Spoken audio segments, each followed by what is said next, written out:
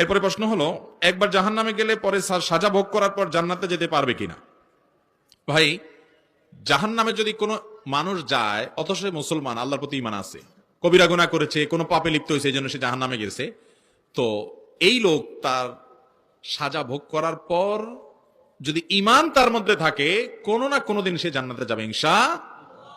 তাহলে এবার যারা আকাম কুকাম করেন তারা টেনশন মুক্ত হয়ে গেলেন, যে ফতোয়া পেয়ে গেলাম জান্নাতে একদিন যাওয়া যাবেই, মোসে তাও দিয়া, তাহলে এবার পাপের কাজ করতে থাকবেন। কি বলেন ভাইরা আমার?